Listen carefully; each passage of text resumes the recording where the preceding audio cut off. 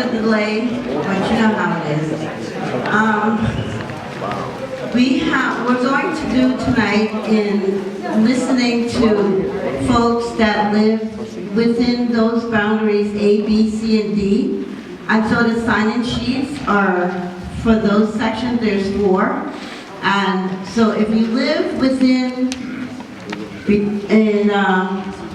between Eastern Parkway, Empire, Washington, and Nostrand, you sign in on A, and the same thing for B, D, and C. So, and that way we'll call when the introduction is finished with the presentation that Ben did. We're going to call on folks by section to say their piece, what it is they like about the community, and what you're experiencing right now as far as do you have all that you need as services? Can you shop here? Can you get groceries that you want here? Can your kids live here still? And so we're listening to all of you based on where you live to make it easier and kind of manageable. And after that, we're going to put all of your thoughts, summarize them, all the wishes, all the thoughts, everything that's expressed here tonight. We're going to summarize it into one document. We're going to bring it to the board meeting on the 25th, which is next Tuesday. And we'll have it in the public session, and who didn't get here tonight can still come, and they can look at what we gathered from what you said tonight. And then we're going to ask the board to vote on it, and that will be what we'll send to city planning, and we're going to ask them to do a study of our community based upon the needs in the community. And city planning, they're the experts. They know what zoning can be changed, what should be changed to accommodate the community's desires, and they'll work with us to bring about a study that will, I don't know if it's going to satisfy everyone. There's never 100% on anything, but at least it'll be a community that's livable, that you'd want to remain here, raise your family, that kind of thing. So the sign-in sheets, please, if you can quickly sign in, I'd appreciate that, and then we can get started. Right, Mike?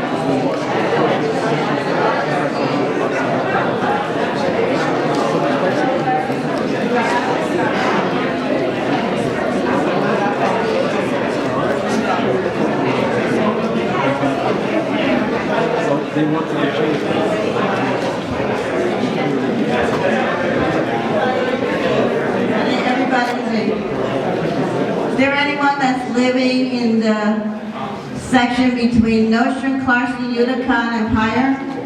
Okay. Can you sign, please? Anyone in that neighborhood?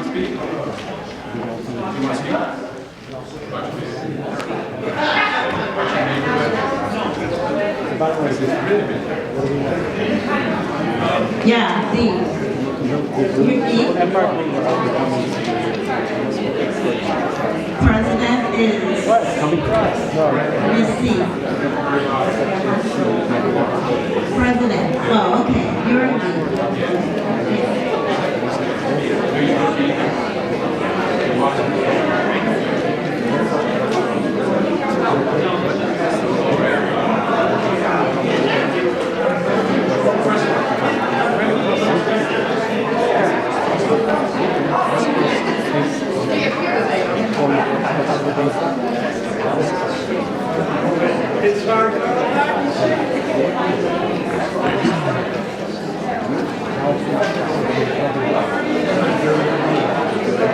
How much time do you have on your tape? I have a couple of cards. You have a couple of... So you, okay, because I only have one, so I can only do an hour.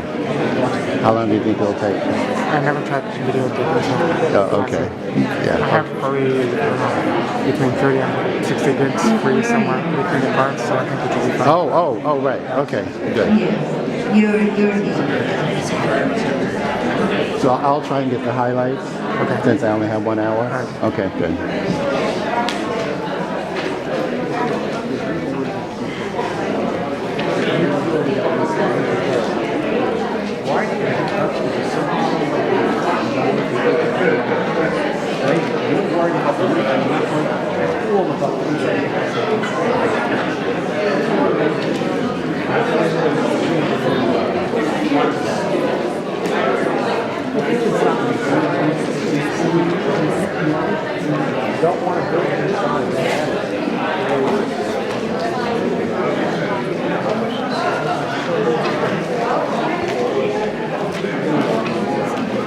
Anyone else? B. President B. C.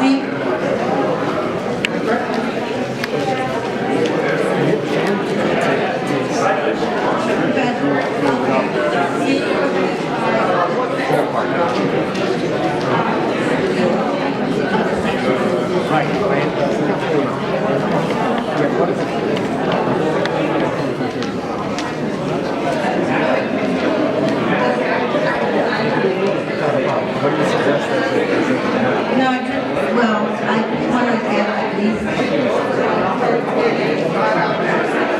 What? Is there any? What do you want?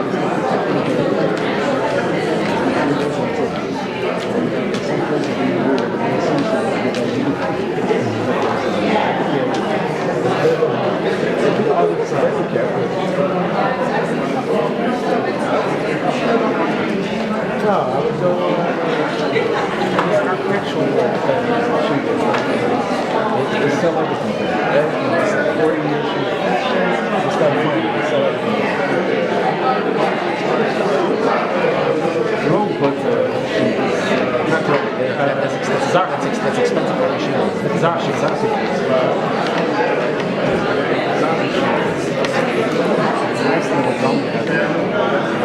See, you're the lowest part of the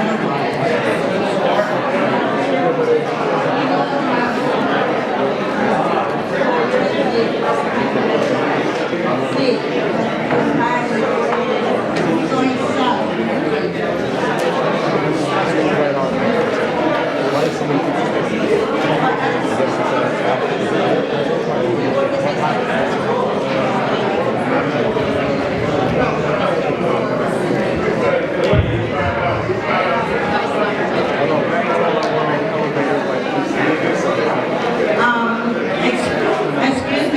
Excuse me.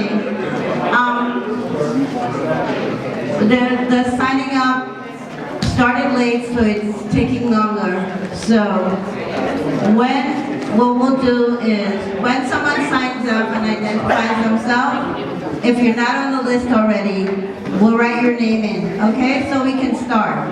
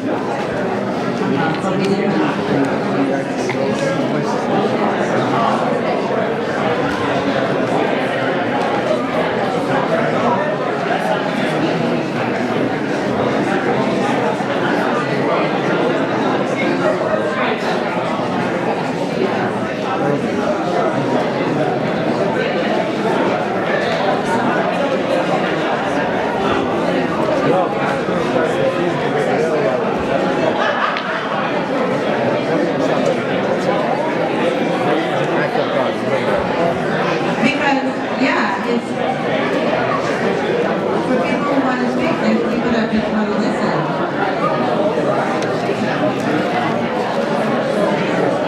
Yes. No.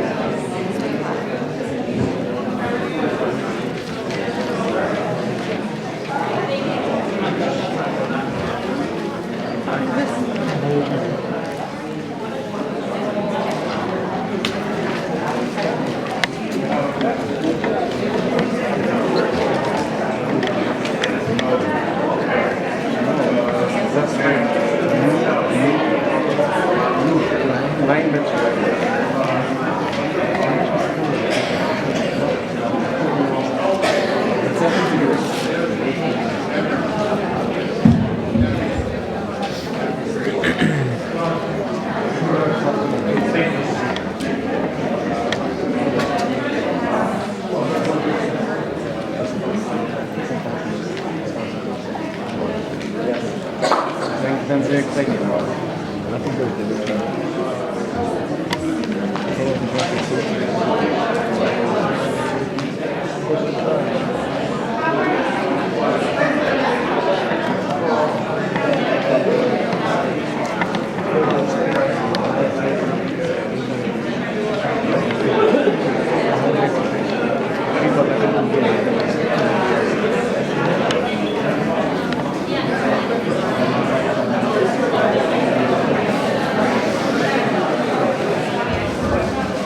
Okay, everybody happy? Hello? Please sit down, we're going to begin. And then we're going to begin even if everyone doesn't sit down.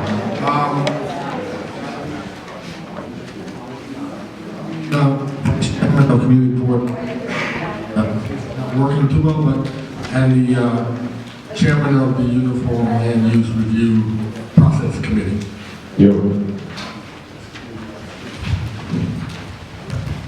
Okay, and basically, Pearl said, Pearl Miles, there was a no as a district manager of Community Board 9, and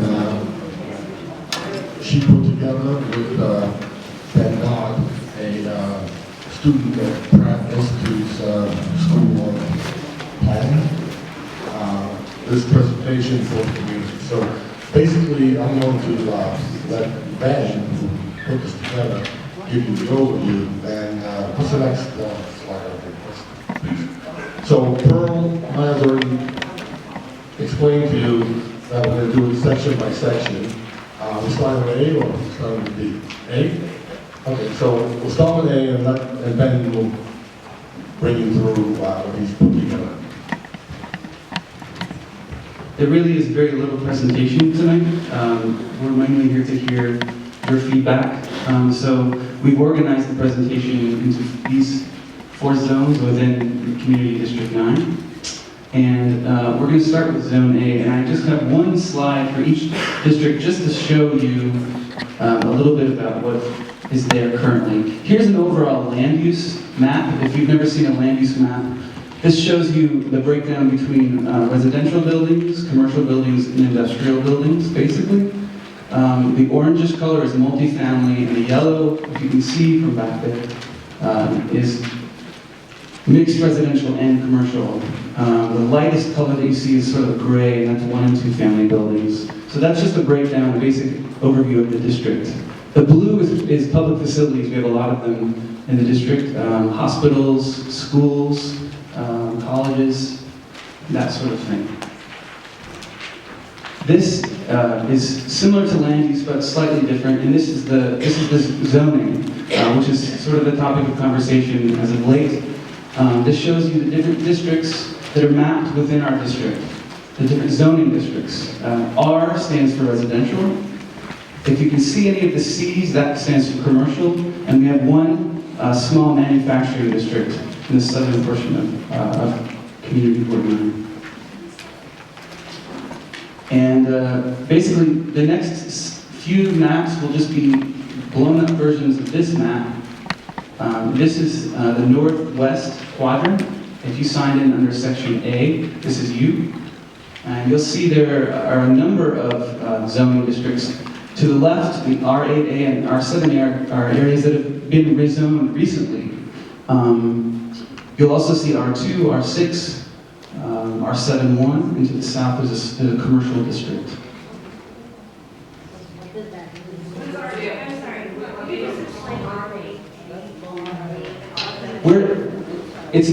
We're not going to get into the technicalities of the different districts tonight. Okay, so zoning encompasses all kinds of different things. It sets limits for the height that you can build it at, the density, but it's governed by all kinds of different factors. Let me show you. And those R2 or whatever, describe what those factors are. Yeah, let me show you the next slide. This gives you a little bit of an idea of what is found within the different districts. So you're looking at some of those photos in the handouts. The R2 district, and one of the only R2 in this district is on Crown Street, and then there's some R6, which looks sometimes like this, but it's different. You can go to any street in this section of the district, and it could look different than this. And then R7-1 allows some really high buildings. As you can see, that's the next field building.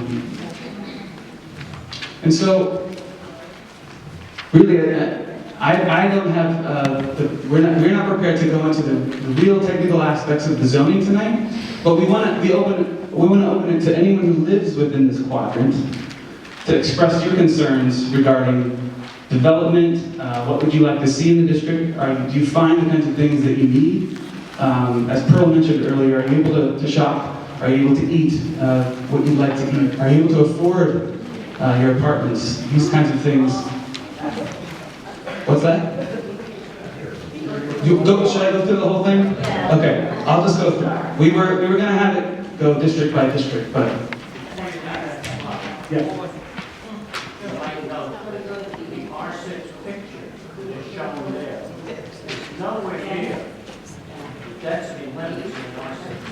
Yeah. Not all of the zones are. Not what you find in the zones is not actually what is allowed. So there's some discrepancy. You're not going to fit exactly. So this is zone B. Again, you find R2, R5, R6, and some more R7-1. And here's a sample of what it could look like in certain areas. President Street has both R4 and R2. Eastern Parkway is mapped R6. All along Eastern Parkway is R6. And then R7-1, there's sections of R7-1, including Montgomery Street. Section C includes some of the same districts, R2, R5, R6, R7-1, which has been topic of conversation lately, along the park and Flatbush Avenue. And you see the small manufacturing district on the bottom of this zone as well. Here's a sampling.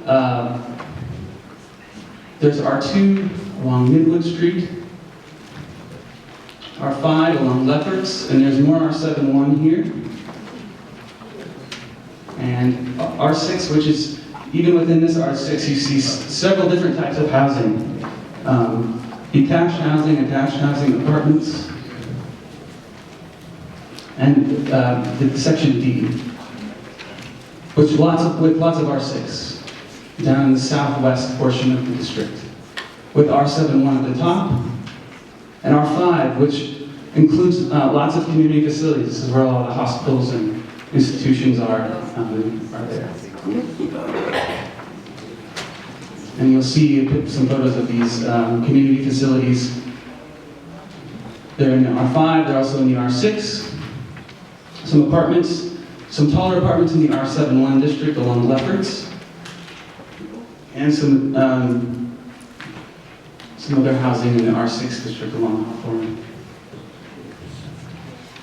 So these slides just show you within the district. These are the 5 districts that we have: R2, R4, R5, R6, and R7. This shows you where they are and how high the buildings are within those zones. So the colors are a little tricky to tell just because of the projector, but you have them in front of you in the handout, if you picked up a handout. So I'm just going to go through these really quickly. This is existing. None of this is proposed, or this is not the future zoning. This is what exists currently. This is the R4, which is only in the northwest, or the northeast, which is zone B. R6 encompasses a lot of the district. And these got out of order, but this is R5. Again, you see the institutions and community facilities down the southern tip of the district. And finally, R7, which is also a lot of the district. This is R6. It's harder to see, like I said, the projector is not the clearest. But the green, the light green, there's a middle green, and there's a darker green. That's what's here now. That's what's here now. Not what could be built on R6. Correct. That's what's there now. Not what could be built under R6. Let me show you what could be built under R6. This is what's allowed within an R6. This is an R5. This is what you could build. Generally speaking, this is an R4. We're getting smaller. This is an R2. Could we go past those slides slower so I Sure, can sure. keep reading? I'm going to go through them one more time. This is the R2. You see 1 or 2 family homes, detached, room for parking. In R4, you're seeing more attached homes. In R5, smaller apartment buildings. In R6, you're starting to build a little higher. In R7-1, even higher. Both of these, I should mention, the height of the building has no limit, but it's governed by different factors, one of which is the size of the lot that you own. The larger the lot size, the higher that you can build. So that's the basic presentation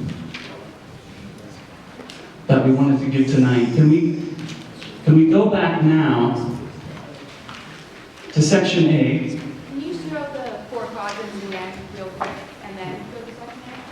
Just the original slide? The original slide, yeah. This one? Yeah, great. Yep. Yes. So this is A. Okay.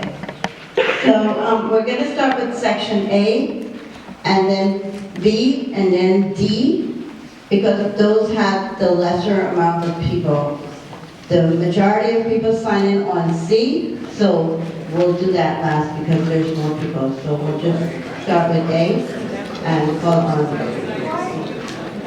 It's okay.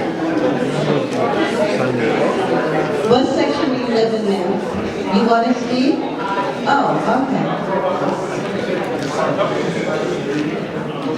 Yeah, but we're doing this section. C is a lot of people. We don't even have 5 in English.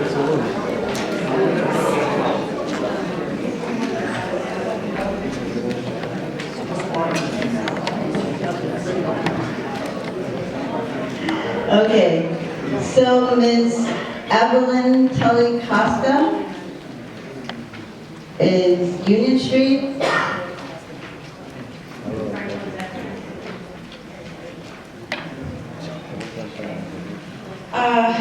I moved to this neighborhood because I could afford it 12 years ago. And I moved here in my particular house because it was an old house, built in the 1920s. Because I love old architecture, and I love the history, and I love the fact that when I rode by on my bicycle the night before I went to look at the house, I saw families and their kids out in the streets, and the parents were watching the kids. And I said, oh, I could live here. So, that was 12 years ago, and there's been extraordinary changes in our neighborhood since. A lot of it has been behind the scenes as property exchanges hands quietly, and we don't see it until a new landlord comes in and people are getting tossed out onto the streets. Slumlords are being replaced by more avaricious, I guess, upscale slumlords, and they're dumping people out left and right. And even though I also own another building in the neighborhood and I am a landlord lady, I do not want to see anybody living in a large apartment building, which are regulated by laws, allegedly, being kicked out of their homes. Because who lives in the neighborhood also determines the character of the neighborhood. So I'm totally against anybody who's actually allowed to legally purchase a building and then go about their merry way, displacing its tenants, using thuggish tactics and all the stuff that I'm pretty sure most people in this room would be opposed to. So I studied historic preservation in college because, again, I love old things and I love the craftsmanship that was involved in building. Probably 80% of the buildings that we have in all 4 are ABCD districts. So sections A and B are sitting ducks for anybody who wants to upzone, or even in our case in A, anyone can go in there and tear these buildings down and put up ugly buildings without having to look around at the context, which is late 19th, early 20th century. So that's a fear that I have, and I think some of my neighbors have. We don't really have any landmarking, and we need to start landmarking. You can't tell one section of our community that you can't expand, you can't build out, you can't build basements, you can't, because you have, your families are expanding, and you can't do that. You can't tell people no, and then turn around and say, yeah, but we don't want a landmark. You can't do that.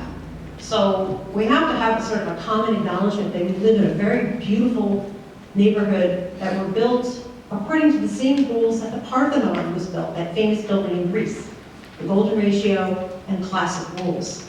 So we're kind of living in a neighborhood that has its history that could go back even, one could argue, 3,000 years.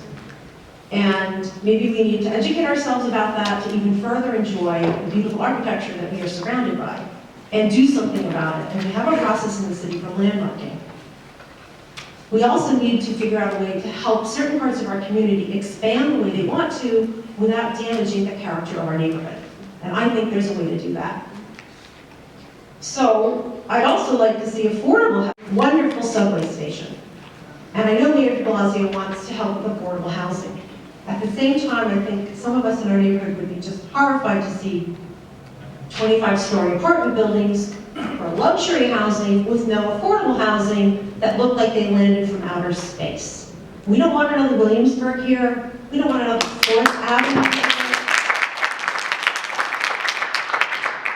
And we also want to come up with some kind of a process that maybe if we're not landmarked, we still get to ask the architects to look around at the beautiful architecture that already exists. And it doesn't have to be some incredible museum of of natural history are so amazing. Even the humblest buildings in our district are built with marble. They're built with classical proportions that modern architects are not even taught anymore.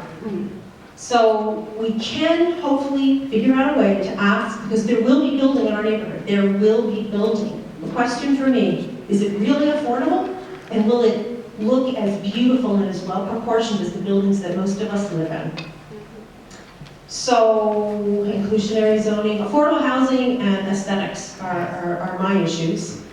And I'd like to see Community Board 9 play a more active role in actually identifying the historical context in which we are operating, because we live and walk around and look at buildings that were built in the late 19th and early 20th century, and I don't hear any of that being discussed in these nicely color-coded buildings. I think we should have the interns, maybe another intern come and do an overlay on when the buildings were built.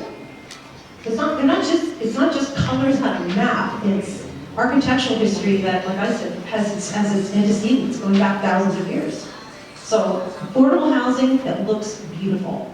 I think that's what we need.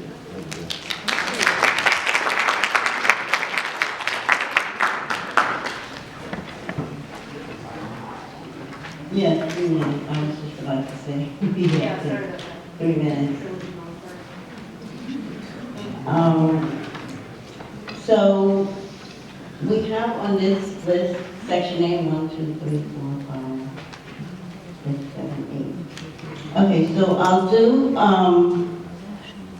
2 more on this list, and then there's 2 on section D, and there's a few more on section, so a few of that, because we want to hear all the other folks on section C. And so, Dwayne, you're up.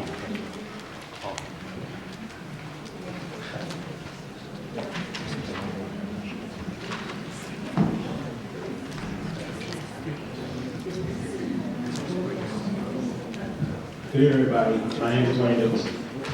I'm fortunate enough, I've been living in this neighborhood since 1962. And I'm fortunate enough to live in that block right there on Crown Street between Beckman and Rogers that's zoned R2. Now, most of us became aware of what all the zoning means when back in about 2003, 2004, somebody took, as you see, most of the neighborhood from R6. Now, somebody took down a building on Montgomery Street between Bedford and Rogers and put up a 5-story building. And that pretty much upset a lot of people in the neighborhood. Now, we've already put in for a downzoning request to do the whole quadrant A. We're literally looking to try to do downzoning for most of the district, because R6 is not exactly what we want to see. We really don't want to see 2-story buildings with 6-story buildings sitting in the middle. That not only looks ugly and whatnot, but I personally, this is Brooklyn. I do not want to live in Manhattan. I didn't live in Manhattan before, and I don't want to live in Manhattan now. And that's why we actually did that already. Thank you. Now, there's some other places there, like along Empire Boulevard, which is C28. I mean, if you want storage facility, there's plenty of them now. Is that all that we want to see in this neighborhood? I don't think so. All right, so I'm not exactly sure, because I'm working with I'm on the Economic Development Committee of Community Board 9. We're trying to see what we can do about trying to change up some of the other opportunities that may be available on some of our commercial strips. But I'm hoping that a lot of people here, I mean, Evelyn and I have been talking about this for a while. The general downzoning that we asked for, excuse me, in this area, more than half the blocks in the area, plus the tenant associations have said, fine, go ahead and do that. So it's not like we're just doing this in a vacuum. We're getting permission from a whole lot of different people in an area to go ahead and do that. Now, Evelyn and I also, I'm not really sure about the landmarking. That's something I'm still have to be convinced for. But I'm glad we're starting to actually do this process, because Community Board 8 has been doing this since like 2003, 2004. They've done at least 3 or 4 of them already. I'm not going to talk too long, because I want somebody else to get up here and also talk too. But again, generally, we're trying to do a general downzoning to try to do this to correct the libraries, make it either R2, R4, or R4B. A lot of this information is available online, because I actually printed a lot of stuff, because I was the person who pushed me to be able to do this. So you can find out exactly what R2 means, what R4 means, 71, and all that. But essentially, we're not really looking to see a whole lot of towers popping up all over the place. That's right.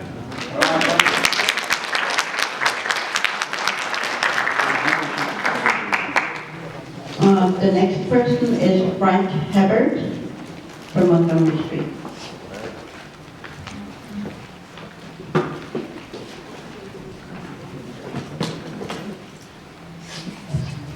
Good evening. I live on Montgomery Street at Crown. I'm a relative newcomer to the neighborhood. This is my 7th year in the area. I have a couple of locations that I just want to draw the board's attention to. I know they've been thinking about them for a while. The first one is obviously the Armory on Bedford, which has an RFP out at the moment for a redevelopment. That could go lots of different ways. Obviously, there are ways that it could go better for the neighborhood.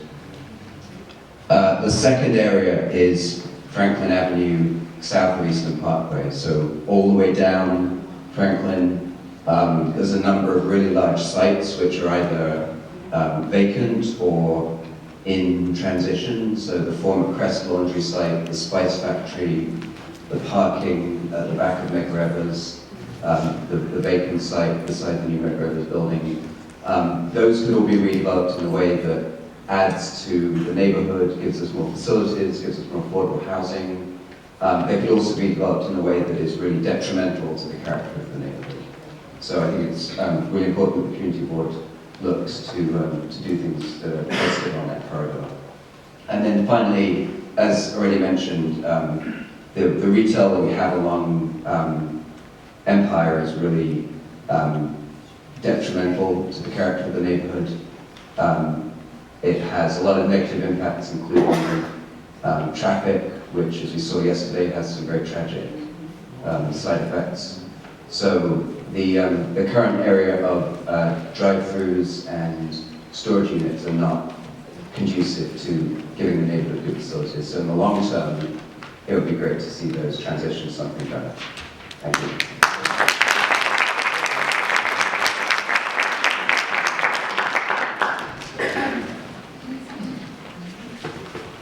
Okay, so from section B, we have Shalom Goldstein, 392 Kingston Avenue.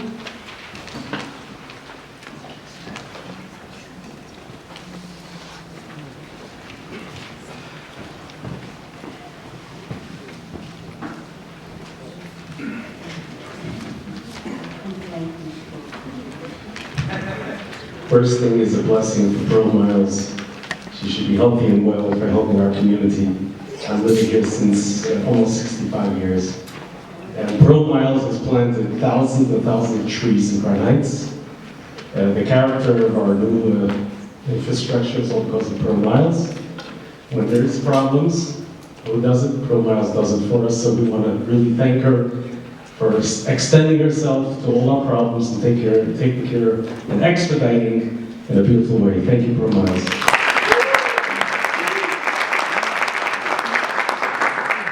Very important, whoever's listening, Kingston Avenue and Eastern Parkway is a very dangerous intersection, and because of Pearl Miles, we now have a traffic signal on left, so cars have to stop. They don't T-bone another car. So you thank Pearl Miles for that.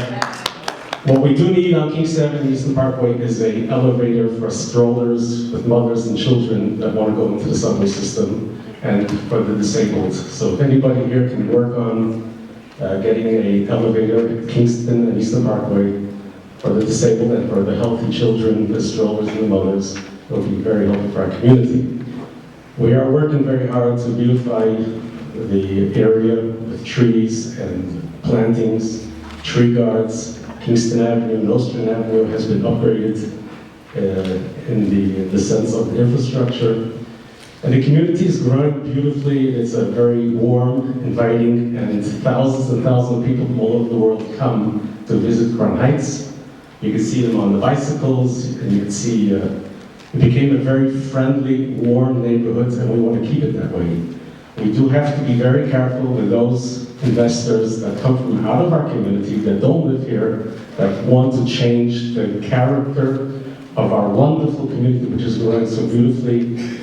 So we have to make sure that before anybody has any ideas, like trying to change the character for their pockets, not really caring what our community stands for, those have to be stopped. And very important that we continue doing what we have to.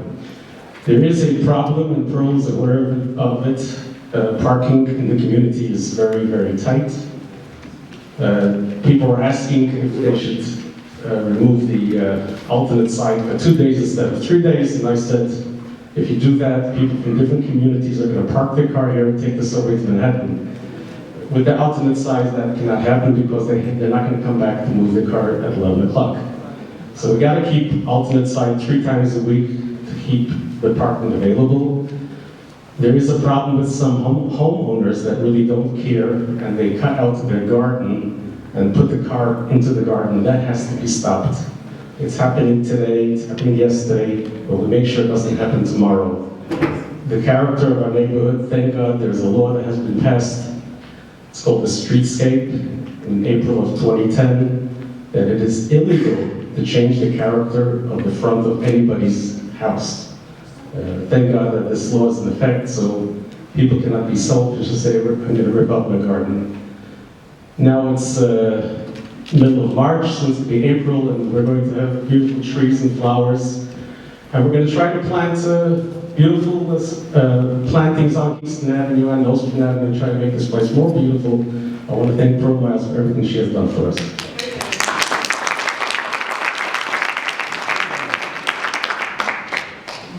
The next speaker is Mendel Raxon. Mendel.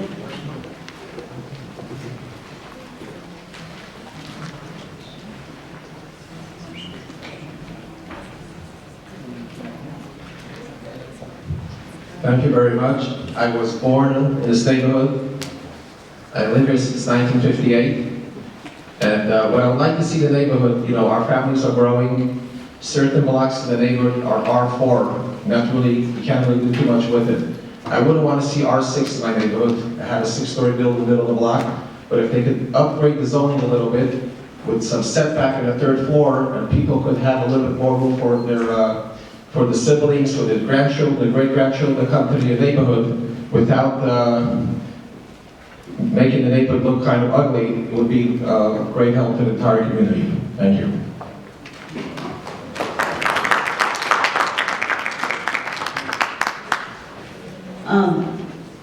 Levi Goldstein.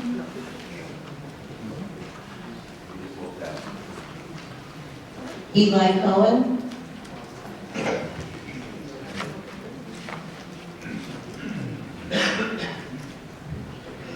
Thank you, everyone. And I am the Executive Director of the Crown Heights Jewish Community Council, and a number of people within our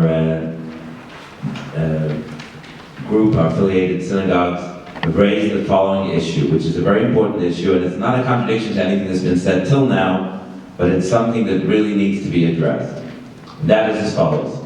As you see in the quadrant B, which we're talking about now, most of the quadrant is zoned either R4, and there's a section which is R2. Now these zoning designations were not, nobody's going to destroy a home that's valued at $800,000. But if there was a way to enable somebody to add some space to the home, to build out a kitchen, there's a lot of these narrow, very, very narrow kitchens that are maybe 4 feet across. Now if you're cooking the way that we cook for the holidays, you can't cook in a kitchen like that. You need a little extra space to be able to prepare food for your family. These are the kinds of issues that are, and also the number of bedrooms that if you have a family of 7 or 8, you can't fit in 3 bedrooms. It doesn't work. You can't add the extra space. So by giving the opportunity for people to build out their cellars, and to, especially the attached homes, because the attached homes are really, really important. Most of these are attached homes. I just want to say one word about landmarking. And that is, there are very beautiful homes on some blocks of the neighborhood, like on Union, like most of my block on Carroll, but there are also some very, very ugly structures from the 20s and 30s that are built with these ugly colonial porches in the front, with brick columns. There's no reason to protect those. If someone wants to add a nice front to their home, why not? So we have to be very careful what we do with landmarking. All we do is we raise the price of development, or raise the price of upgrading a home to a point where people can't afford to do it. So plenty of people have spoken for more than 3 minutes. You could just be calm. I'm not going to speak for 7, that's for sure. All I'm going to say is that This issue, and as you've heard from people, there are people all over the community on all sides of this issue. It's not a this group against that group issue. If somebody lives in a small home and would like to expand the home a little bit, they need to have the opportunity to do it. It's not going to take anything away from anybody else. You walk down any of the blocks where people have built, and from the front you can't even tell. If you go around the back, if you go in the alley, or those blocks that have alleys, you can see the house is a little longer, maybe there's half a floor in the back, it's built up a little higher. There's nothing that's going to take away from anybody else's life if this is done, and we should all support it. And if there are other issues that other people feel should be supported back the other way, fine, I have no problem with it.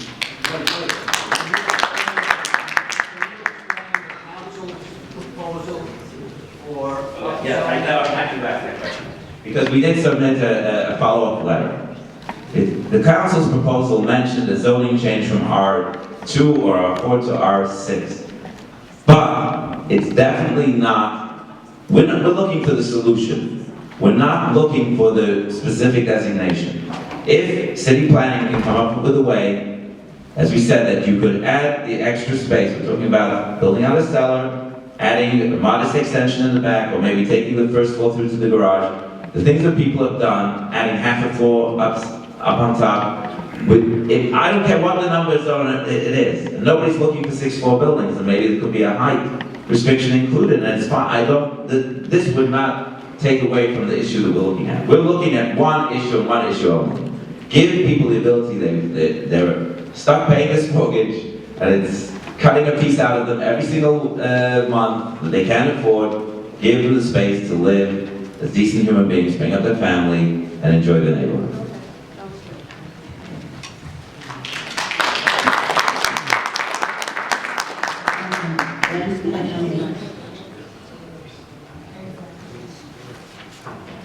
Before I call on Lucia Belsujet, I just want everyone to know that the Honorable Renee Collmore is here. She's the district leader for District 57, and she's about to leave. Thank you for coming.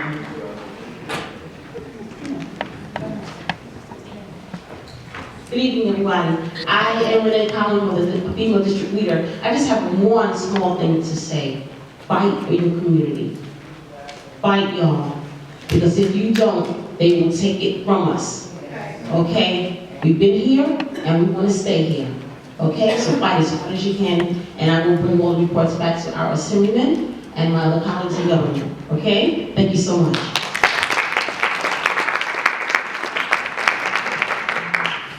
Lucia?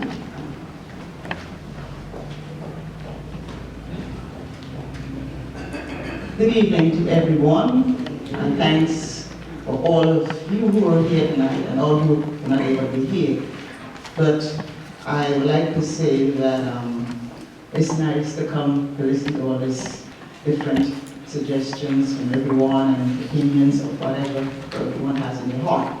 I would have to say one thing. Brooklyn is Brooklyn. I don't care what nobody wants to say.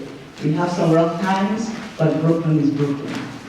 And it's a city that sometimes you get angry with some of the things we see, but another time we say, no, Brooklyn is Brooklyn. Because nobody can beat Brooklyn. For the things that we know in this Brooklyn, there's no other city that has some of these things in Brooklyn. So we are trying to say right now, many people who live in Brooklyn for many years, I lived in Brooklyn for 39 years, close to 40 years. And I see Brooklyn change. I see Brooklyn go down, it comes up, it do everything. But the people still hold on to this city. And they hold on because, you know why? They love it. And they love it so much that they will die for this city. I tell you right now, they will die in Brooklyn. Because why? The things that we see in this Brooklyn, we cannot get it anywhere.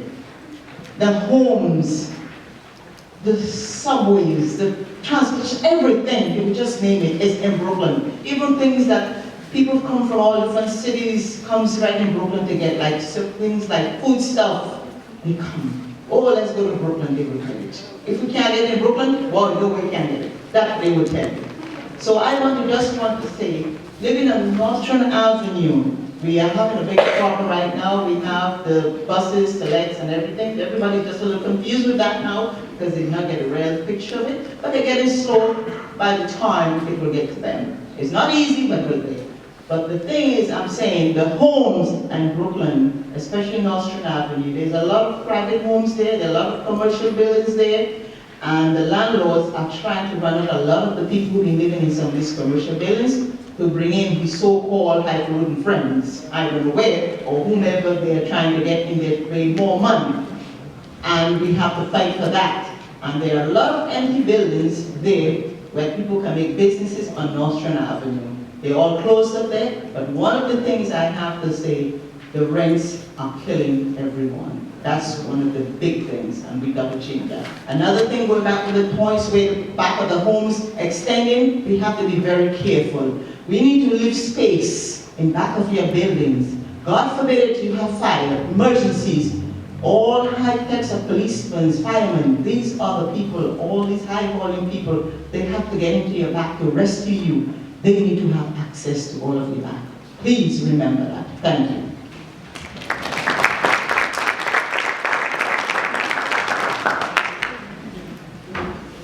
Carlos Prescott.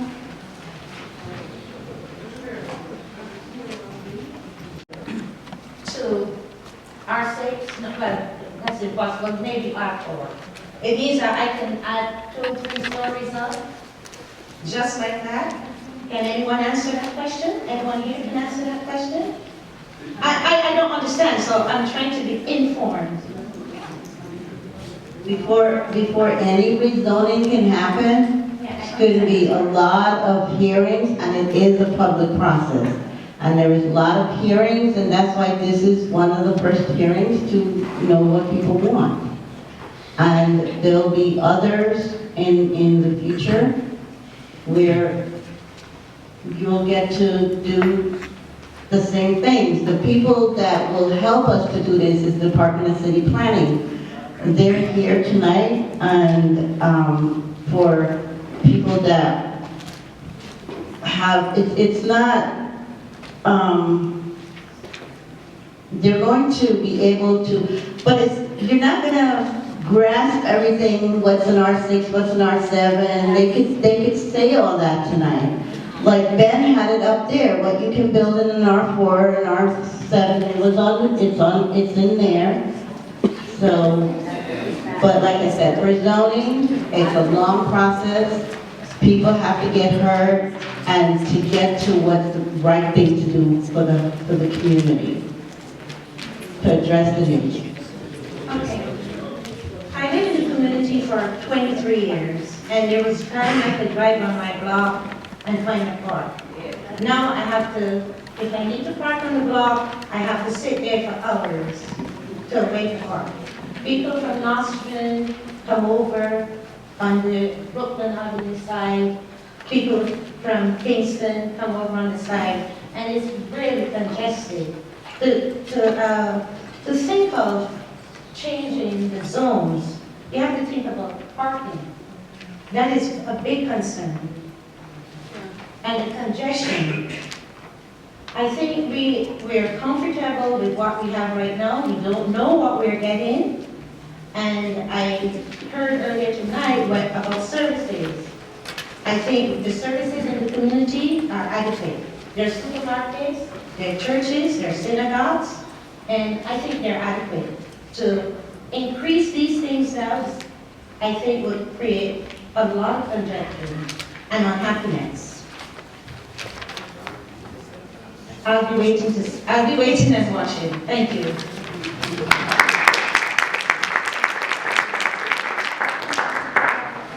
Calvin, Leander, Leader. Okay, Mr. Leader.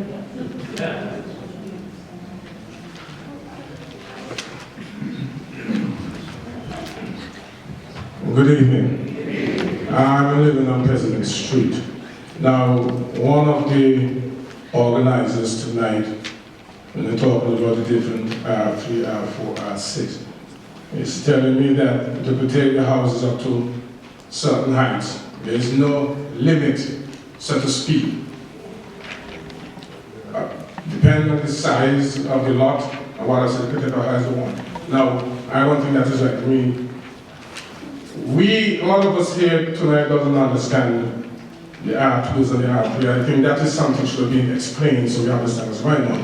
Now, I think it is designed so that to keep it out of the loop.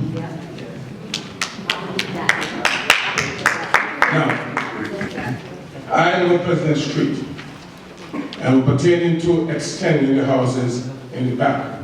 There's 3 houses from me.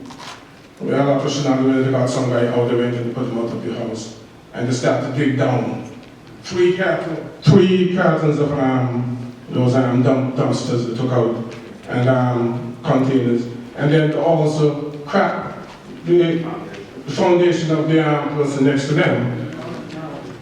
So he had to go to first an argument to try to fix the foundation. In addition, in the back, they put an addition in the back and took it up higher than what is supposed to go higher than the house.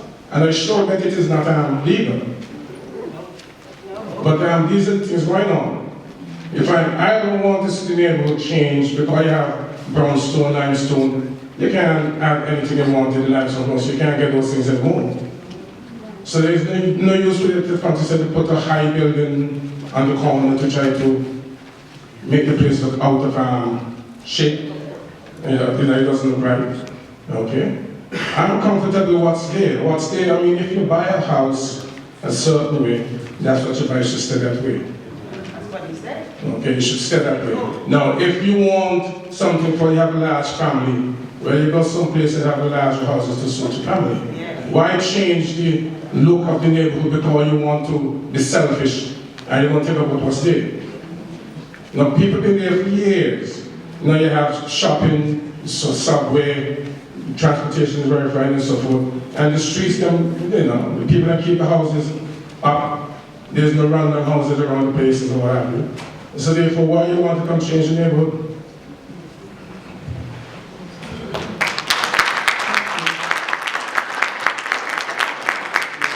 Okay, so we have the last speaker, Bela Ulidor.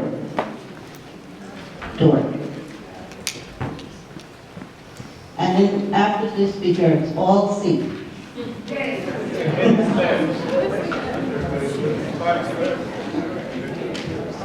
Hi, good evening. Crown Heights, born on St. John's Place and lived here all my life. Grew up on Empire Boulevard between Brooklyn and New York Avenue. And for the last 32 years, we've been living on, well, most of the last 32 years, on Carroll between Brooklyn and New York Avenue. And I've been listening to a lot of what the people are saying here tonight about changing the neighborhood. If you have a large family, go somewhere else. My parents raised us here. This is my neighborhood, just as it is anybody else's. So it's a little bit hard for me to hear them. And we bought the house. It was zoned for R2. I have been trying to work with expediters. I have spent thousands of dollars meeting with expediters to try to get an extension. And they are shocked that Carroll between Brooklyn and New York was zoned for R2. It was never meant to be zoned for R2. R2 zoning is for houses that have land around them. These houses are all attached. So my house is overbuilt from the day I moved in, from the day it was built. The zoning came later. If I have now married children and they need to come with their children, my parents are getting older. When I bought the house 30 years ago, these were not my concerns. And as families grow and you need to expand a little bit, you need to have the ability to do that. I love my block, and I'm very proud of the aesthetics on Carroll Street. I don't know how many of you are familiar with the block. It is an absolutely beautiful block, and I would never want to see anything changed on the front of the block. So somebody here spoke earlier about people turning their front lawns into driveways. I think that's terrible. When we did some interior renovations, we were so careful to make sure that the windows we're true to the character of the house, and I think that we have to respect that. But to be able to do an extension such as an attic that's set back, or extend the kitchen for, to make it more livable, to have a dinette, add a bedroom, a bathroom, that's not going to do anything. That's not going to tamper with the character of the block, the aesthetics of the block. It'll simply make it more livable for the people that are going to stay here, that aren't going anywhere. So that's my opinion. Thank you.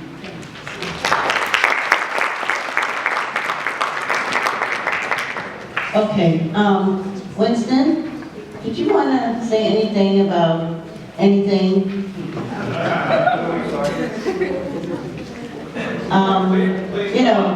We don't want to hide what an R7 is and an R6, and saying it, I hope that people will take note. My name is Winston Von Engel. I'm the Deputy Director of the Brooklyn Office of the Department of City Planning. I'm joined by my colleague, Sanam Naik, who's actually the planner for this community district as well as the other community district. And we're here tonight to listen to what you have to say. We've been taking careful notes of what everybody is saying. And just on a personal note, it's been very helpful to us, on a professional note too. It's been very helpful to us to hear everybody's concern. These are very reasonable concerns, and we're happy to continue the conversation with you. And if you do have technical questions, we're happy to answer them. But I think you want to run this meeting, and we'll stick around with you. Thank you.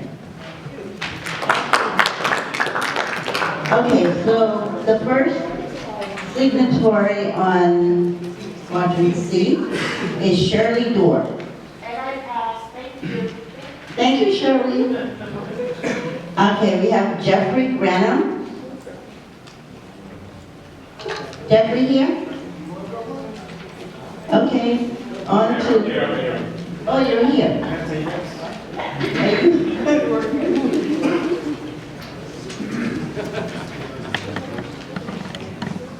Jeffrey lives on Sterling Street. Good evening, everyone. I actually was hesitant to come up because much of what I want to say was covered. I'm a lifelong Brooklynite, been on Sterling Street for just under 30 years. Grew up in what's called Clinton Hill, or moving over to Sterling Street. And the issue of landmarking is something I have a lot of experience with. Folks need to understand it's a double-edged sword, right? As was said tonight, there are benefits, but there's tremendous expense associated with it. If you live on a block where you don't have people who are painting their houses orange, putting in windows that should be from a building built today and a building that was built in 1875, then you're safe. But the truth is, there are places where that's happening. And landmarks can be a shield against that. There's something else that you should consider also. What we saw happen downtown with Barclay, right? One of the shields that could assist you if that sort of development was ever to come your way, if the eminent domain card was suddenly dropped in your lap, these landmarks could be a shield against that. All right? They can't have it both ways. They can't tell you that your property is a national landmark and cannot be disturbed, and then tomorrow there's a stadium where your house is today. All right? So when that question comes up on your block, you need to think about it. All right? The other thing, I wanted to bring to your attention something that New Yorkers probably take for granted. People who live in Brooklyn always refer to Manhattan as the city. We don't live in the city, we live in Brooklyn. But people who don't live in Brooklyn, or New York, it's like, what do you mean you don't live in the city? Brooklyn is the city. Right. Well, the reason we call Manhattan a city is because of what one person said here tonight. When you go to Manhattan, it doesn't look like this, but it used to. And the reason it looks like it looks now is because folks like us were not successful at stopping it from becoming what it is today. So my question to everybody here is we can't fight. This is pretty pretty cohesive, but there is some tension here, right? We can't let that tension stop us because it will look like Manhattan. It looks like Manhattan less than a mile from here, all right? I mean, listen, I go to Barclays and it's wonderful, but now I don't have to cross the bridge to go to the city. I just have to ride 41. I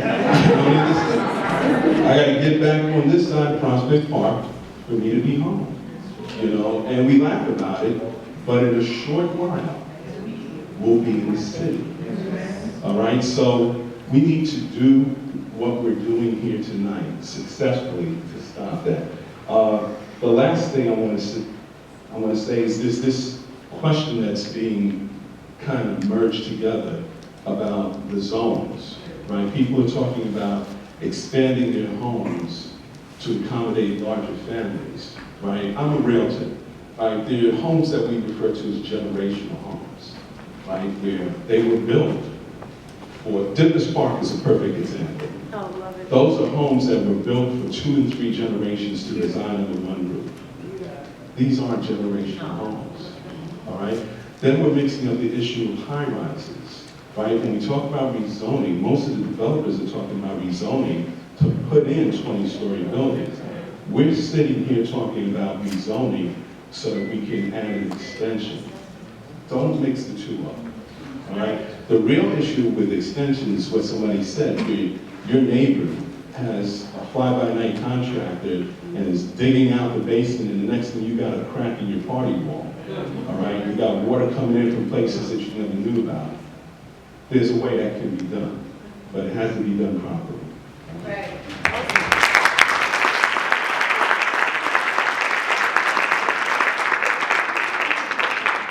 Our next speaker is Tim Thomas. Hey everybody, I'm Tim Thomas. I read a blog called The Cube Parkside, and I'm trying to keep people sort of aware that all this is happening. I just want to say a couple things. One is zoning is complicated because zoning is complicated. It's not happening behind closed doors. It's just really complicated. Like I scored well in my math exams, and I still can't figure it out. I've been trying to figure it out now for about 6 months. You go to school for this, right? You have to go to school. It's hard because it's hard to build a city like New York City. It happened haphazardly for many years, and then they decided somewhere along the way, we need to come up with a system here so that it grows in ways that make sense. So we have manufacturing, commercial, tall buildings, short buildings, whatever. So even if you want to have it explained to you tonight, I promise you would still go out of here with a fuzzy head, because that's where I'm at. Unless you're way smarter, Joyce could probably figure it out. The two things that keep coming up again and again are the height of buildings, which I just think we just need to say in general to planning, please figure out a way so that we don't have skyscrapers in our neighborhood. That seems to me like a kind of like common sense, something that everybody can get behind. We don't want skyscrapers. We know we need housing. Sometimes we need to expand a little bit. In an R2 district, I actually feel the pain. Those houses were actually overbuilt, as was said. Again, not to get into zoning.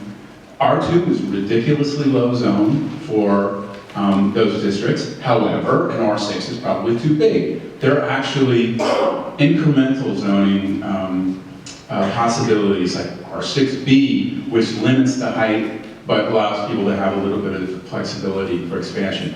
So I think even in that sort of tricky district where some people want to go up in the zoning and some people want to probably stay the same, there are probably solutions, just like the last person said. So I just want to remind everybody, this is not us against them. This is about figuring out how we can all work together and make it work. And I really get nervous when people start saying, go, leave. Leave, you don't like it, leave. To me, that sounds like the kind of divisiveness that we really don't need right now. We need to come together, find a way to And lastly, I just want to talk about the park, okay? And one of the things that got me all like hot and bothered was when they wanted to put a 23-story building up along the park. Now, who's been sleeping? The whole neighborhood been sleeping? Well, yeah, sort of. But a few years ago, we asked, actually, to change the zoning, and we got the word from city planning that that was not going to happen because of, I believe, finances. And this is not to say anything negative, I'm so glad you guys are here. But it's just ridiculous that we would even have to come to the point where we're saying we don't want a 23-story building, which is already going up. We never had an opportunity to say, not just us, but the park, the Brooklyn Borough president, any of the elected leaders around here, they were all caught sleeping too. So on some level, we have to just make some really responsible, reasonable choices. It's probably a done deal. And I have to say that there's a lot of people fighting hard against that building. But when that building goes up, it's too late. And at that point, everything else, 20 stories, 15, starts to look small. So anyway, I appreciate hearing what everybody has to say. Let's just keep it together. Remember, this is our community.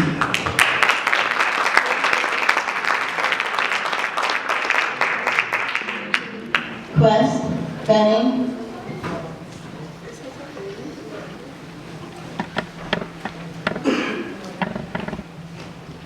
Good evening.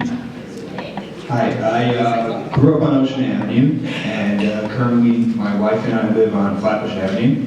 About 5-6 years ago, when we first went to planning and wanted to have the rezoning done, there weren't a lot of different developments in play. There was one that looked pretty threatening at the time, but that kind of fizzled because of the economic crisis.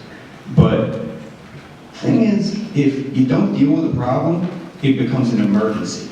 And right now, that's what we're facing. We've got multiple different developments that are in place right now. We've got one that's looking very threatening, that is going to, they plan to have 50 units of affordable housing, affordable based on the median income of the entire tri-state area. And 200 units of luxury housing. They're going to tower over the park and, block out the sun when the sun rises in the morning. So that's going to be lovely. But one thing that's kind of hard to understand with affordable housing, quote unquote, is we have a very delicate ecosystem over here where there are people who make a lot of money, people who don't make a lot of money, and they're still managing to be in the neighborhood for now. There are people who are currently on their current lease and can afford to live where they live. Now, if you have 200 units of luxury housing showing up, guess what? More than 50 units of housing are going to go out of the affordable category.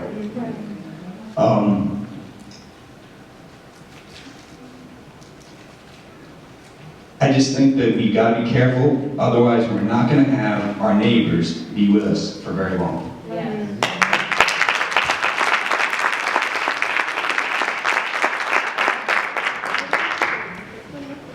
Bill Hoagland.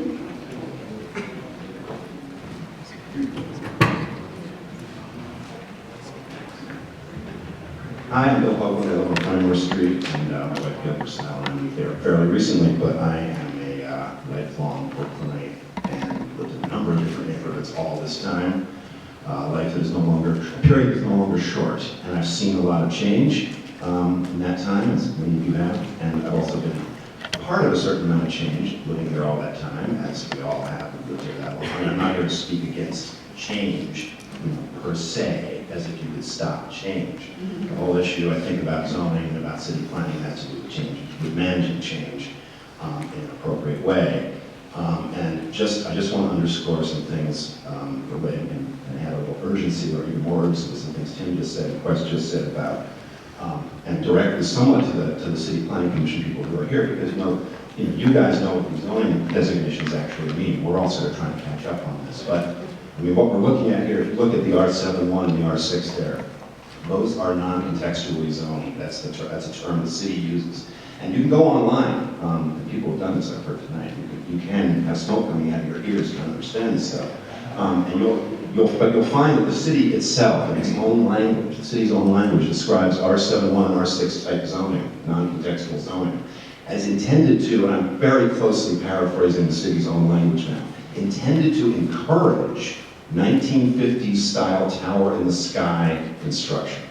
Intended to encourage, actually, where there is no prevailing context in the neighborhood.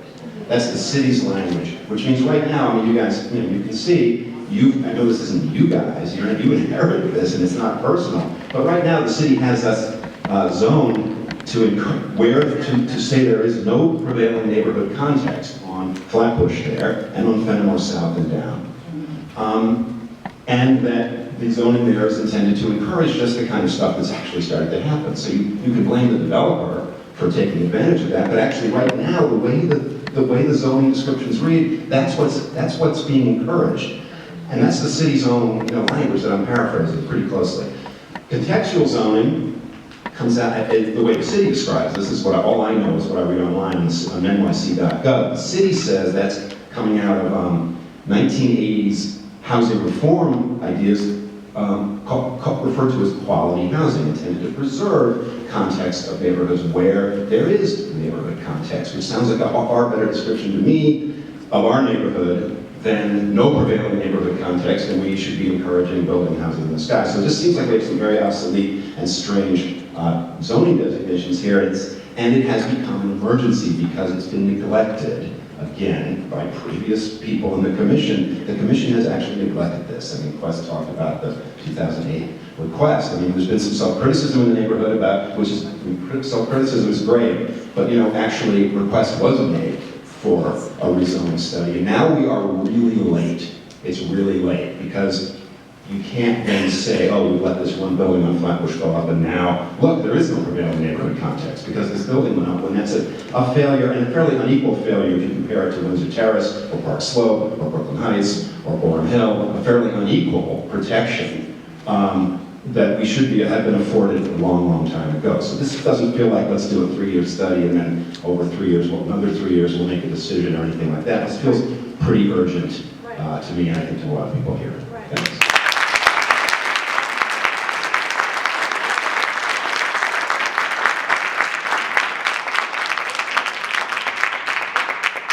Rosemary Perry.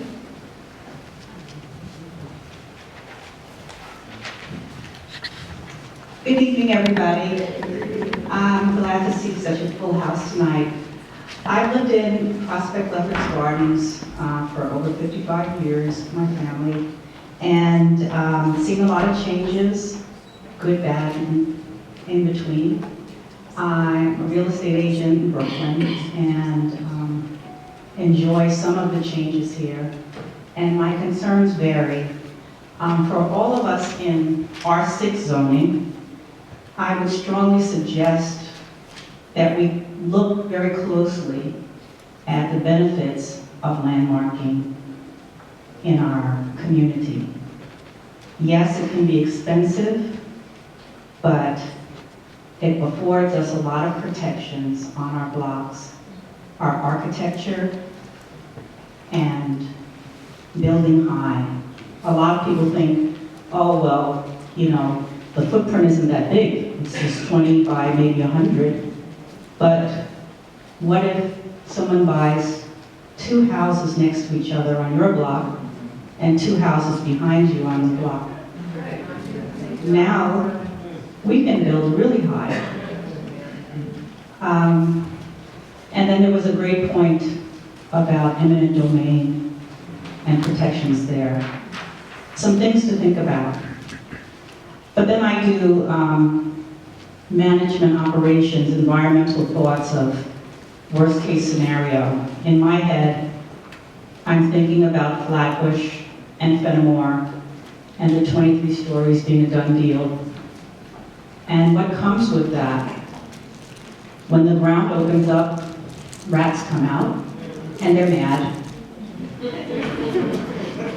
And pipes, waste systems, summer coming, electrical grids full, not working, cranes, windstorms. That's before the people. If you're familiar with Flatbush Avenue, you realize it's already a very congested corridor. So what's coming? More cars, more exhaust. Are there parking spaces now? What are the minimum number of parking spaces a developer has to create for a tower? Is that enough? What about asthma in children and other public safety issues that come with the number of people and the congestion? Are there things that we can do now? Because those things are coming. They're coming. Do we wait till they come? Or do we try to appeal to the developers now? And work with our city government now? Thank you.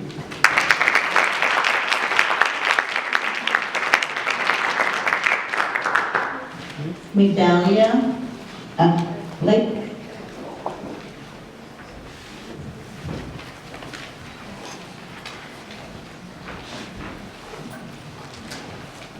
Green. Lived on Fenimore Street for over 17 years. Lived in Brooklyn. But for me, the building is going to be directly across the street. So it really affects me. And I can't understand why I cannot get basic cable. I have to have DirecTV. I do a lot of work via the internet, and I tell you, it's like a third world country. Yes, it is. So I can't understand how a building of that magnitude is going up, but yet and still, we still have archaic standards in the neighborhood. So I don't want to see it. I don't mind maybe a 10-story building. I just think 23 stories is a bit much for the area. Everyone's pretty much covered the parking situation and everything else, but I'd just like to see more updated things come into the neighborhood, starting with the internet. And I don't understand why my cable bill has to be close to $200 because I have to have DirecTV. And that's been like that for close to 20 years, so.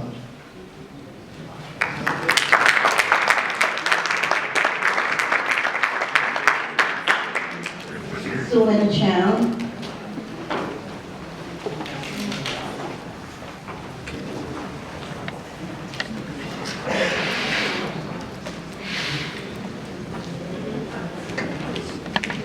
Hi.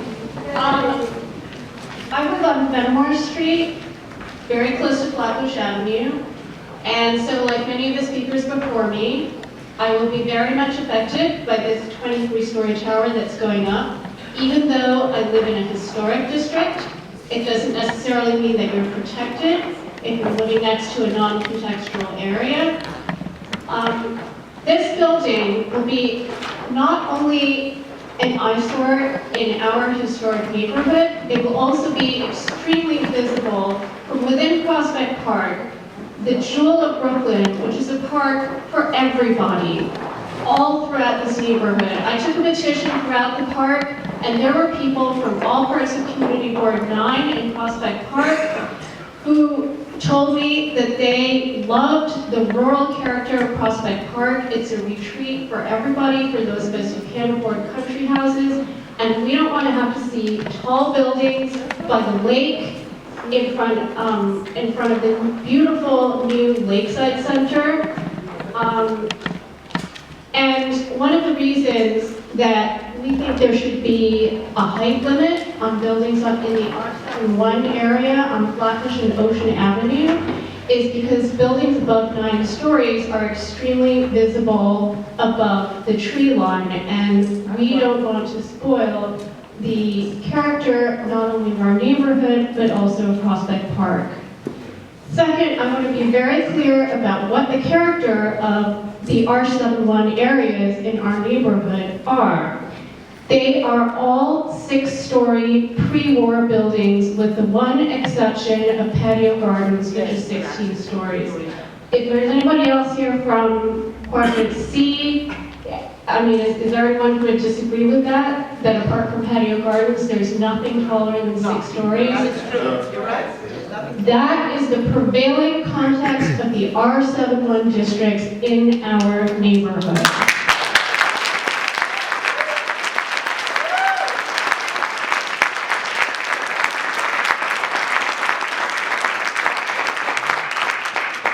And as everybody else, many people here have said before, I want to congratulate city planning. They have a fabulous website. There's a lot of information there. It's actually quite clear, even though it takes a lot of time to look through it. But if you want to learn more about zoning, the city planning website is an excellent place to start.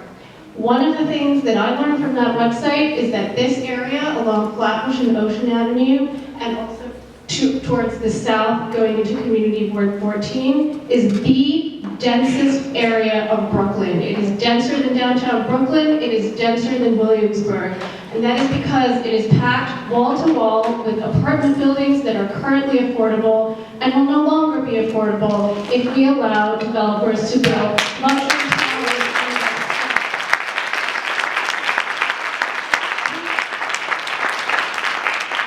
We have an emergency now, and we need action now. We are going to hold city agencies and elected officials accountable for what they're able to do and not do. We know there's a lot they can do, especially when developers are getting $76 million in state financing to build towers that are mostly luxury. We know they can pull the plug. Oh, yeah.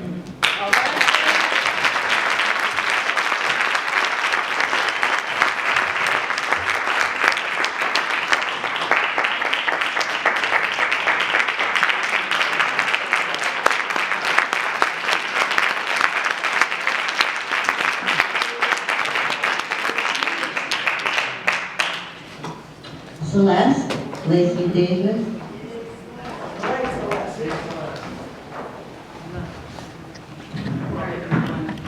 My sign says, CB9, don't get Hudson.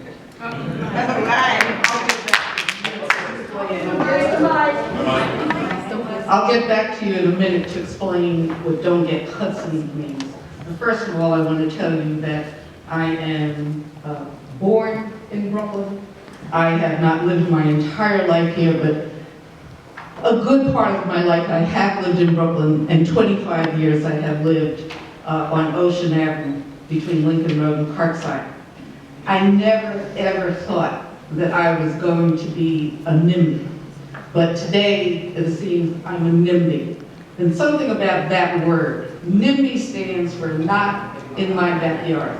It's a term that originated in the 60s and the 70s when people in communities didn't want to see things like methadone clinics, halfway houses, juvenile youth facilities in their residential neighborhoods. They didn't have a problem with those things being anywhere else. They just didn't want it in their backyard. And so NIMBY was a term that came up. And it was really one that was coined by left progressive forces to criticize people who didn't want to join in, collective progress and advancement for communities. Today, the real estate and development industry has taken that term to criticize people like me that are going to be sitting in houses now that are 3 stories in height. This tower that you're seeing is rising in my backyard, literally. I don't mean a couple of lots down to the left, a couple of lots down to the right. This thing is going to be in my backyard. Heck yeah, I'm a NIMBY. I don't want it there, and I don't want it in the backyard of Prospect Park either.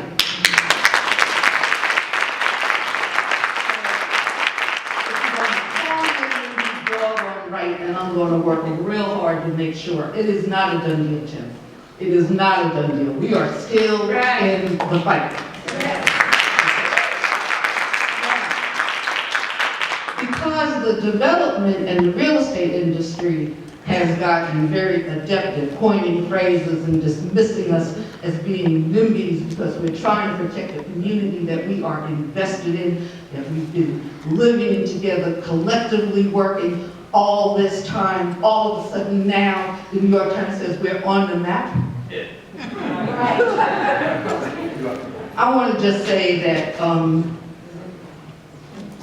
we don't need Hudson and we don't need to be Hudson.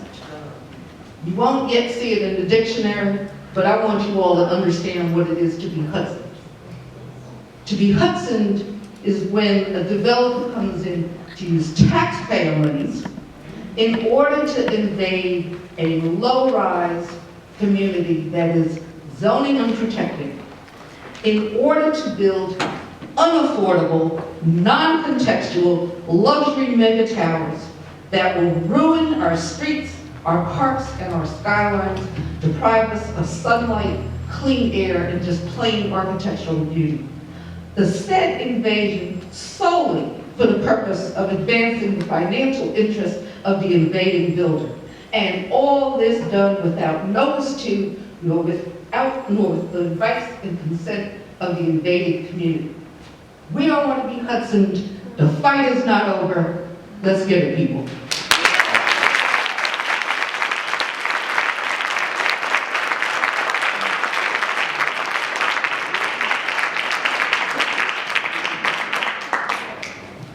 Crystal Harris.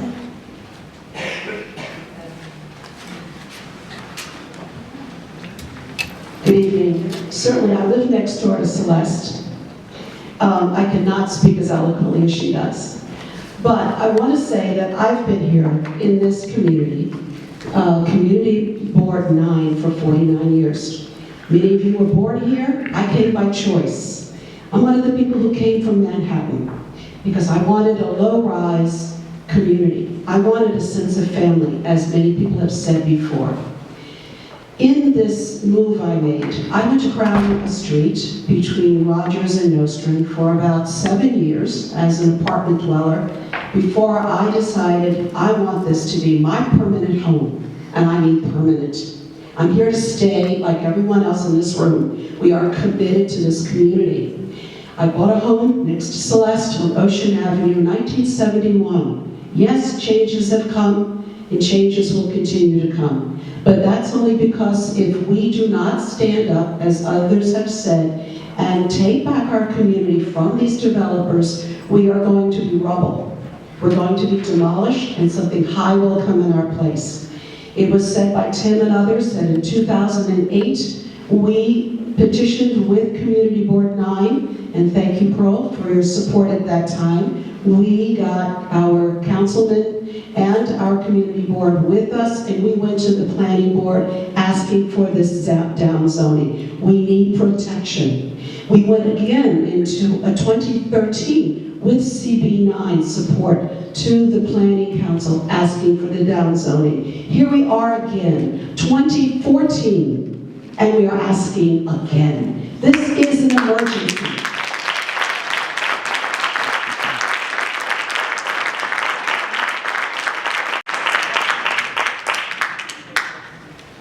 Leslie Glick.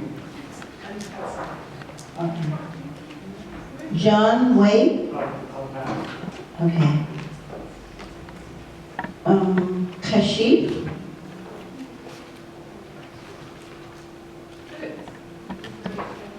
Derek Edwards. I'll go.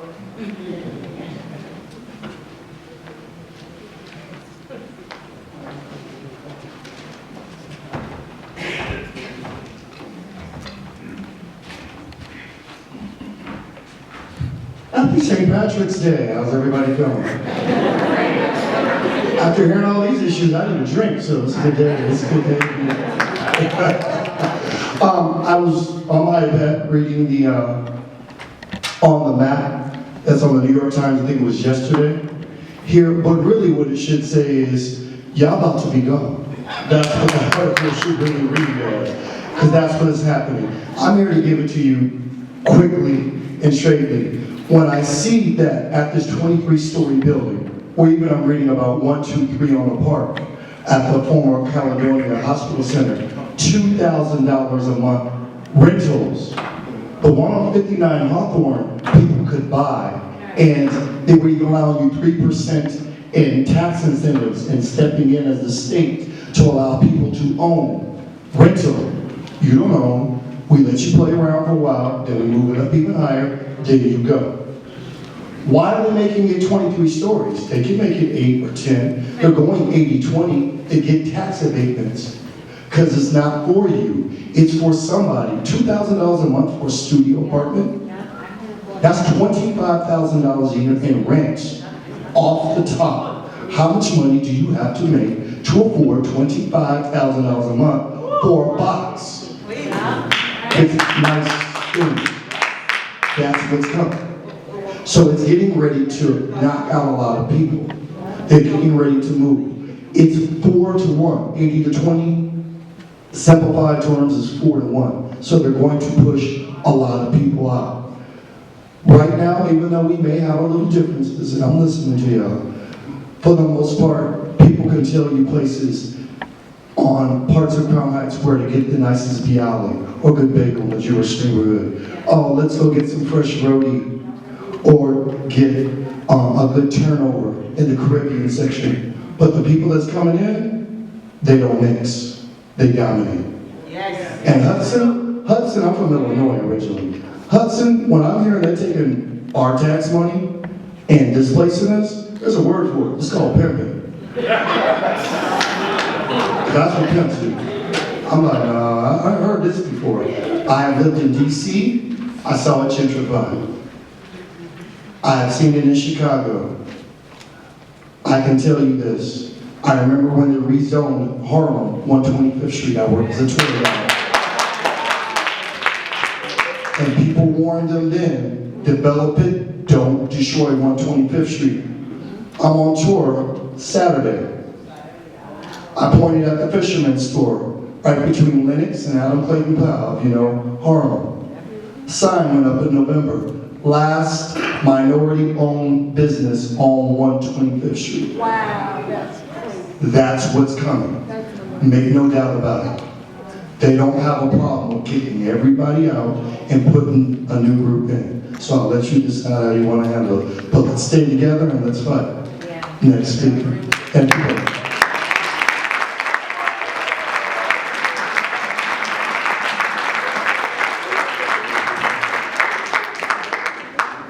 Okay, we have Nancy Hodge.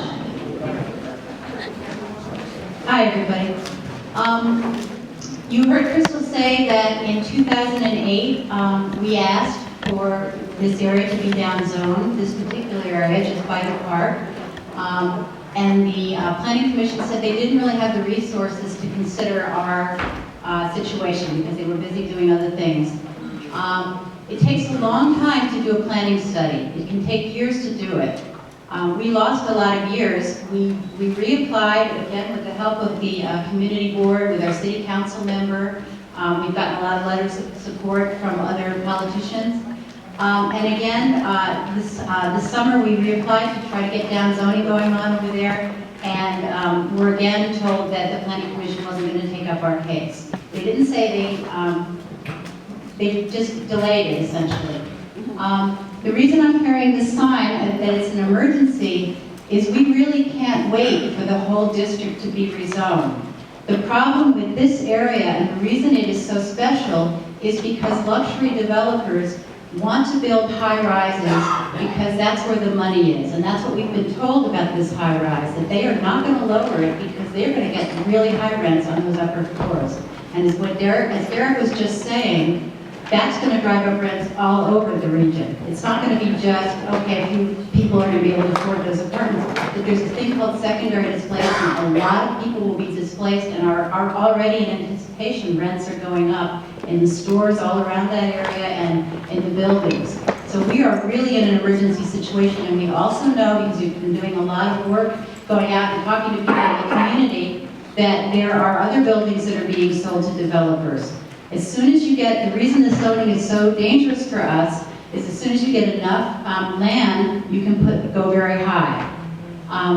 Now, one of the other things that I want to bring up is that this is the only area around the park that hasn't been allowed to downzone.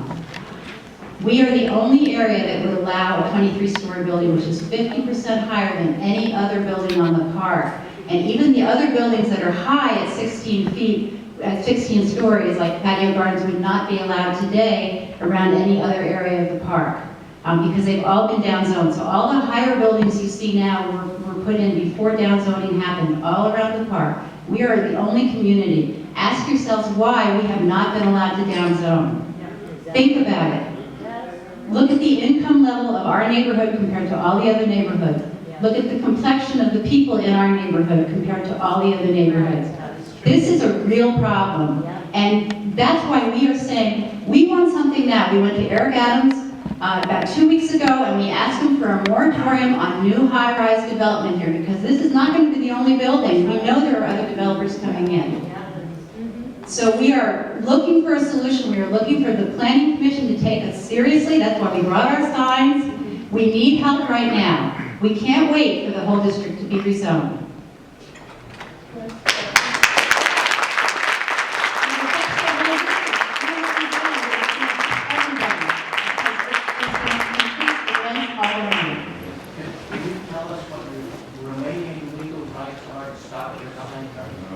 We filed a lawsuit, and the judge is now considering our case.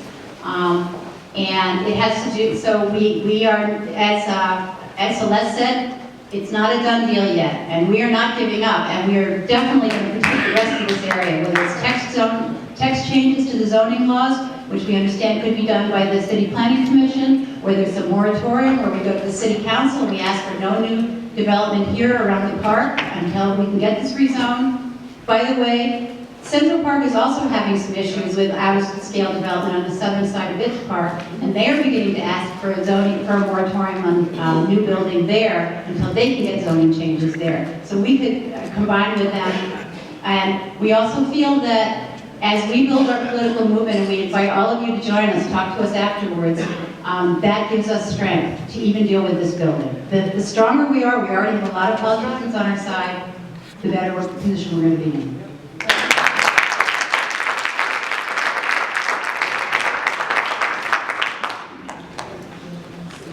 Seth Fleischman, I'll pass. Keep it, got it all. Melvin Hunster, They covered everything I want to hear. Robert Thomason,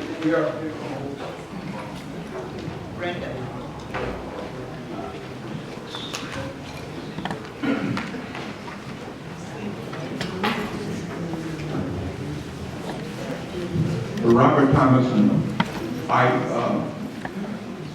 Prospect Park is a gorgeous park. It is insane. The Hudson County wants to put a 23-story on the edge of the park, which will violate everything. The park is 100 years old. I mean, why would we support the destruction of beautiful Prospect Park? Now, I have a couple of ideas here that I think we live in a individualistic culture. That is a problem.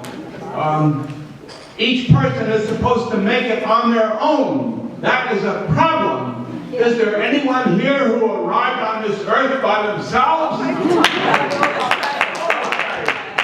Now, I have a solution to that kind of problem.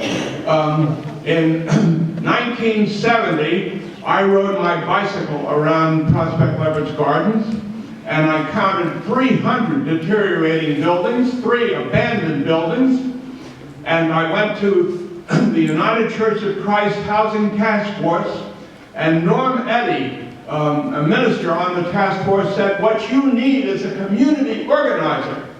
I had no idea what that meant, but we got, he said, here's $5,000 to hire one. And then we got $4,500 from the Roman Catholic Fund for Human Development, $2,000 from the Chase Bank, money from neighbors. we had about $16,000, and we hired Barbara Epstein, who was a fantastic community organizer. She organized about 60 apartment buildings in a year. And then her husband was given a job designing whole cities in Israel, and we lost Barbara. But a community organizer is what we need in our individualistic culture. Community is a precious thing that we need to be supporting, and a community organizer can help it. And Plagna, Prospect Leverage Gardens, we're trying to build a community that is a racial and class combination. I'm the landlord. I own 2 3-family buildings. My wife and I live in one apartment, and we're renting out the other 5. We are deliberately renting for below the market because I don't want my tenants working so many hours to pay a high rent that they have no time for the community.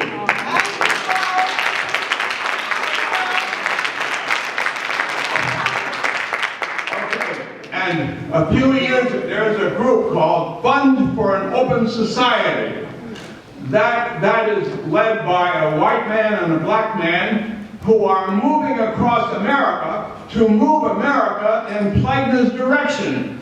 It is so important that America not have these gated villages, which I think are creative cemeteries, but having a racial mix and a class mix makes that diversity makes for more creativity. And that is, I think these gated villages are creative cemeteries. Okay, so keep in mind, community organizer, and they train them at colleges here. Now I have one other idea that I think has been on my mind for a long time. We human beings originated in East Africa 6 or 7 million years ago.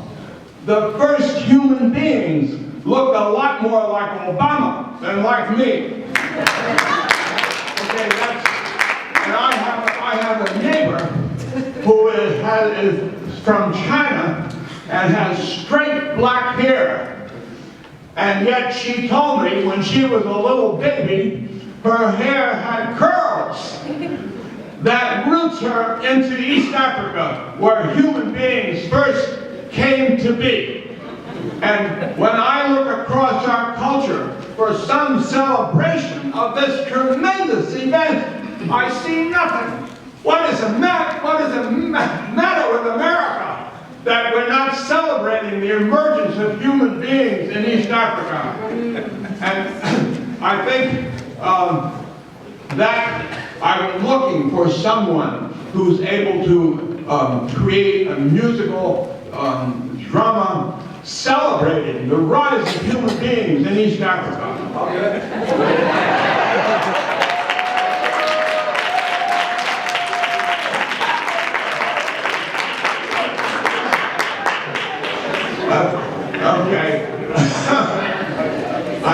I think that would to bring that into American consciousness. The racial mix that is here is healthy for America. Okay? That's okay.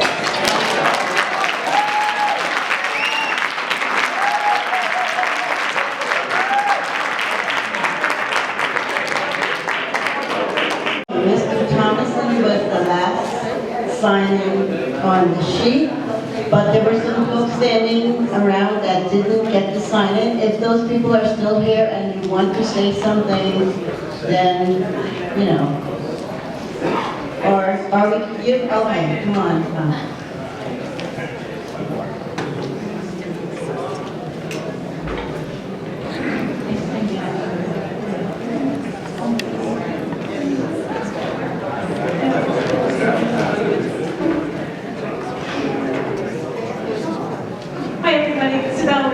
I don't want to take everybody's time. I just want to point out, I'm a developmental psychologist. I got my PhD from Yale. I study health disparities and educational disparities.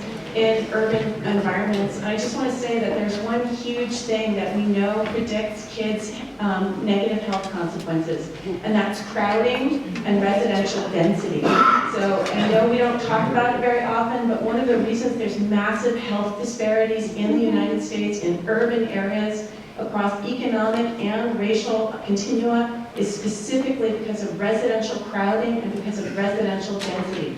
We know that noise actually interferes with children's brain function. We know that crowding and noise interfere with children's endocrine function, how their immune systems work, and I study that at NYU every day. I collect spit from kids specifically to look at that. We know that crowding and density affects women's mental health. When you move women and children into less dense housing, their health gets better. They have lower rates of diabetes, lower rates of inflammatory diseases, and lower rates of depression. So if you don't realize or don't want to think about it as an economic issue, that's fine, but it is definitely a health issue.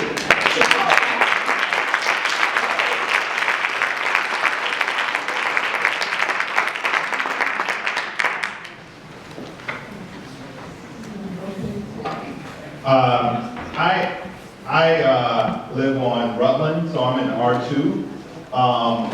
But the problem for me, which is affecting my wife and I, is we're getting bombarded now with insurance cards for our pipelines, our sewage, because we're responsible for the lines between our house and the street. And I guess people realize with the amount of buildings coming, we're going to have problems. So let's start selling these insurance products to these people now. We're going to start making money because the facilities and the infrastructure isn't built for this amount of people. And they're not beginning to talk about, okay, things are going to change.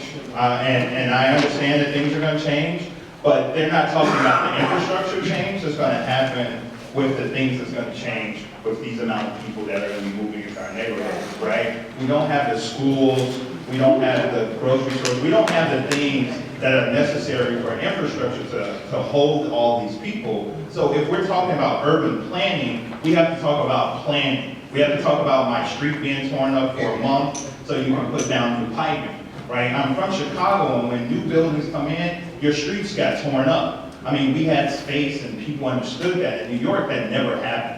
And so what's going to happen is we're going to have thousands of people move into our neighborhood who are going to then flood our sewage systems, who are going to flood our entire infrastructure. But no one is saying from the city or the planners or anywhere how they're going to solve the infrastructure problem. They're just talking about buildings being built and how high they are, and how even if you say we're not going to have buildings that are so high, how are you going to affect my infrastructure?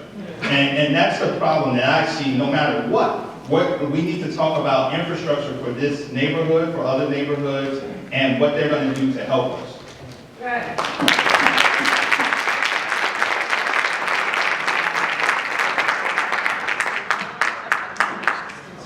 Hi, my name is Leah Margulies, and I live on Chester Court, and I'm one of those people who the building is in my backyard, and we are in a zoning emergency right now, and we absolutely have to act as soon as possible, in every way possible.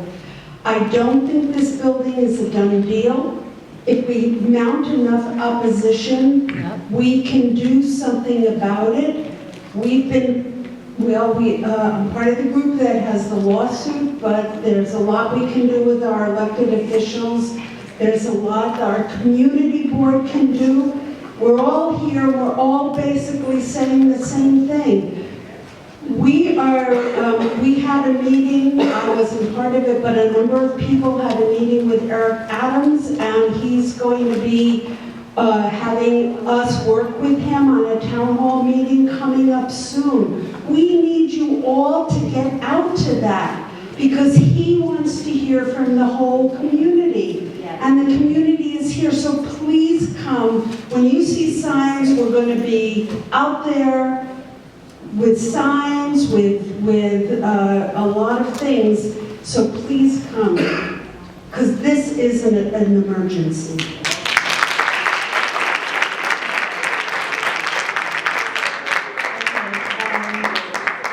thank you everyone for coming. Like I said when we started, that the things that were said here tonight, we're going to summarize it and bring it to the board meeting next Tuesday, and we'll to be voted on, sent to city planning.